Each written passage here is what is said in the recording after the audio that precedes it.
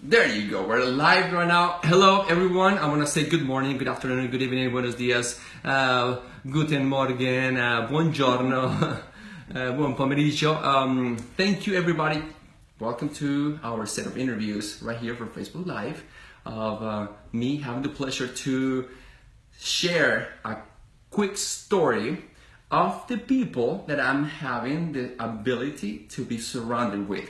And it's 8:30 right now.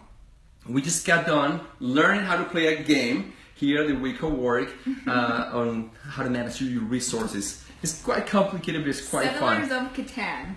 Catan, Very made by Germans. So thank you, Raúl. Bienvenido, bienvenido. Now we're gonna go into the meet and greet, and she was my victim of the day because I sometimes let the universe pick my interviewers. I happened to just walk into the door. Into the game, and I said, hey, I knew it was gonna be you, so now you're here. It's probably people, getting home. Some people are already asleep in other countries. They're gonna be the story you're gonna be sharing. And what I'm gonna be doing is very briefly overview and how we met. She is also a member here in our co-working office space. You're a professional. We met a couple of times because of our interaction as an operator and as a user of the co-working office space.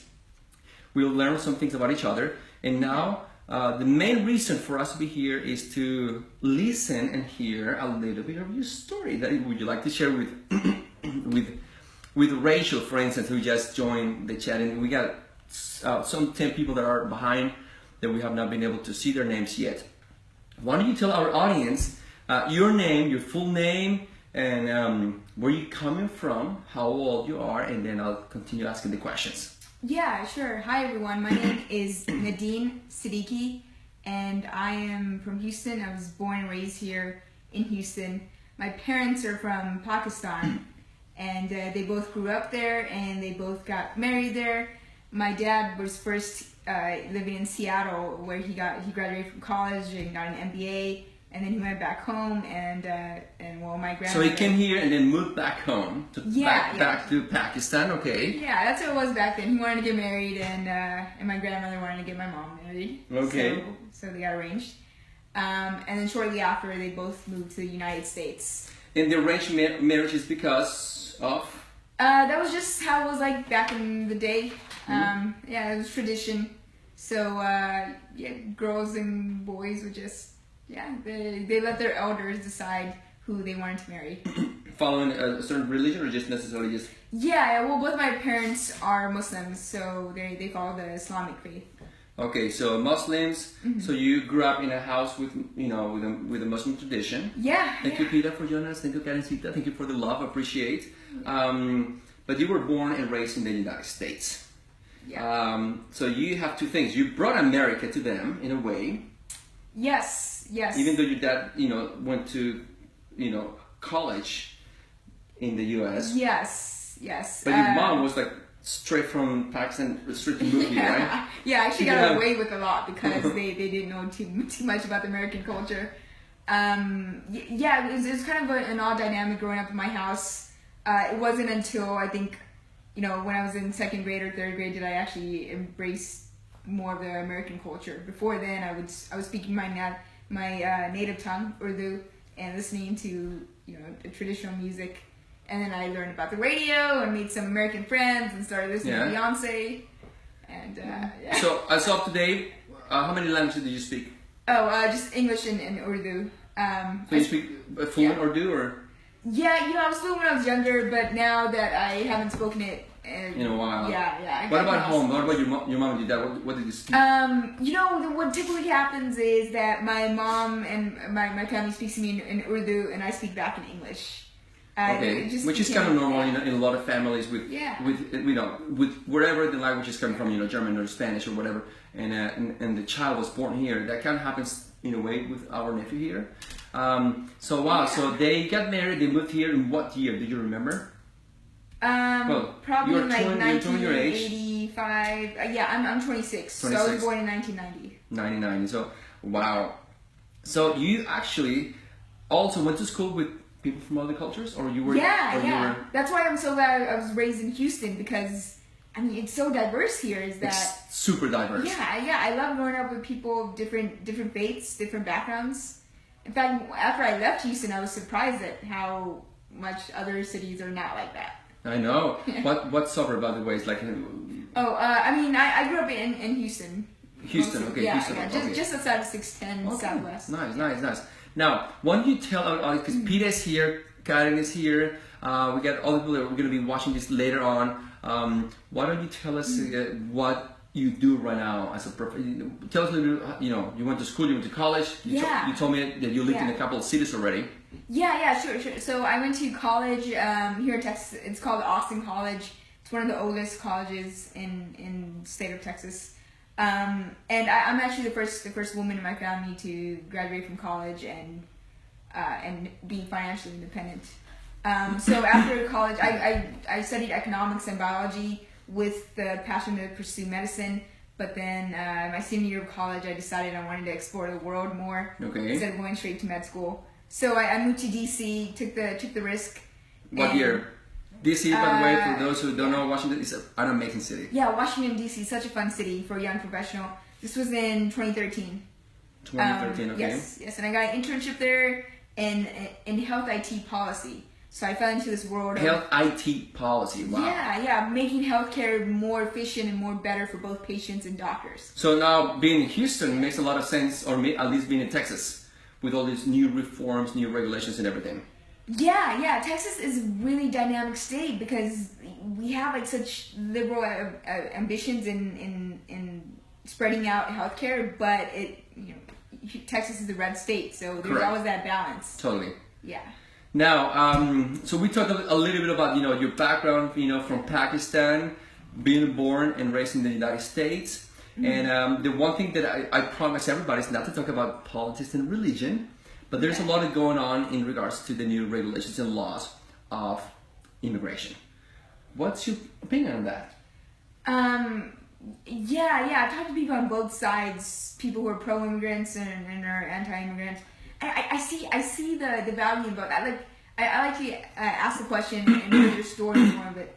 I mean, my experience is that immigration is always beneficial. You get to open your eyes to every other culture that's out there, and get some amazing food too.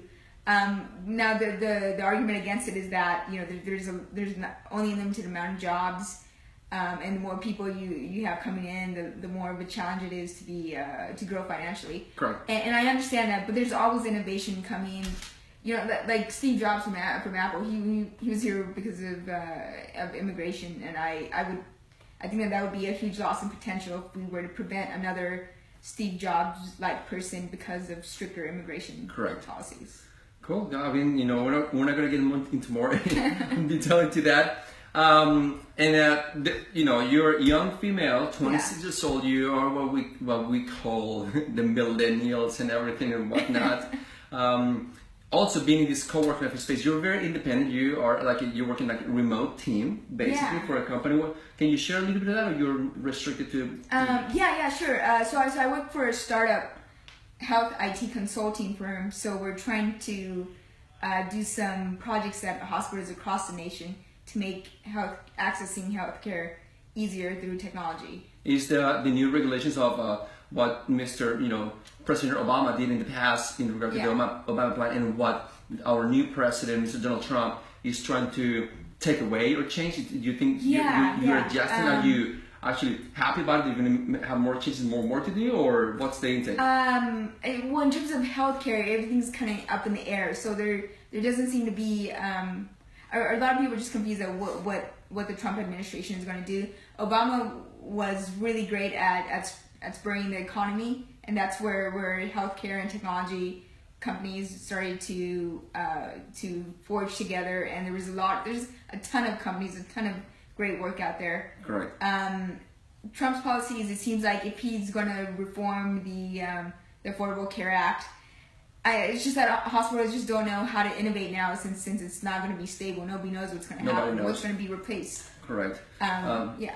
Cool. By the way, welcome Betiri and welcome Andrea Gomez. Betiri she was asking about the concept and these paintings. So I was sharing your story. He was already here, so he's just joined us on the live version. If you have any questions, any comments, any appreciation, we love it too.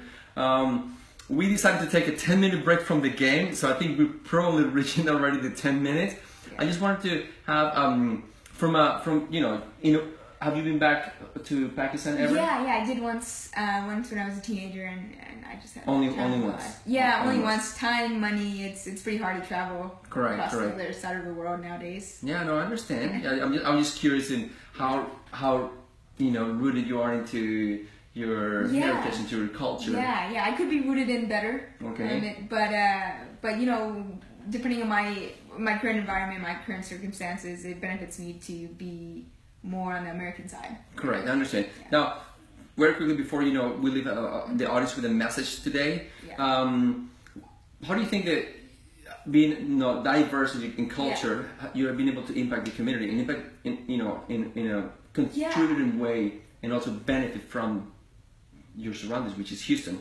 Yeah, that's a good question, because that's what I try to tell people when I'm asking them for something, is that being from a different country means that I bring different ideas, different perspectives, and I'm not a black or a white person. I'm more of a gray person. I'm not American. I'm not fully American. I'm not fully Pakistani, but I'm both. And being a gray person has a lot of benefits, and I'd rather be gray. I'm happy being coming from two different worlds. Yeah. Now, would you say hi to Julian, my nephew? Hey. He's watching us. It's my sister right now. She normally doesn't watch anything of mine. But he says, "Hola, tío," which is my name. He says, "Hi, uncle." Yeah. And he loves watching people, like, because he was on on set of interviews. I don't know if you've seen them all. Yeah. So I brought us. He's giving us, the love right now. So Julian, hi from the office. Thank you for. The other day he was making a lot of comments, and I said, "Oh my God, it wasn't me. It was my nephew." So Julian, keep giving us the love. Appreciate it. Now, before we leave, because we keep this, we promise to keep it as short as possible. Yeah. What kind of message could you send to that young woman, millennial, that is probably thinking moving to live somewhere else? Because I know you're going back to Austin, Texas. Yeah. So what kind of input or feedback or recommendation or advice you can have for it? Yeah, my one thing, I moved to many different cities, so I would say be bold. Don't be fearful of meeting new people, of going to events. I met a ton of people by just going to events on my own and just walking up to people and saying hi. So be bold, and I'm a huge believer in that fortune favors the bold. Totally agree with you. Totally. And that's actually, I met European women. Yeah. They're probably more aggressive in going to trips by themselves, around the world. Yeah. Maybe my fellow Colombians are not as much yet. And some Americans, take the risk. There's, some challenges around things, but I think most of them are, in our minds. So, thank you so much for taking up my invitation. It's late at night, so the AC right now is not working properly, and this light that we have behind you guys is super hot. I like it. I need this to follow me around everywhere I go. Feeling it in. So thank you so much. We're gonna go back to the game downstairs to finish the wraparound. I gotta get back to work actually very soon. And if you feel that this is some value to you, please share it, like it. Any comments?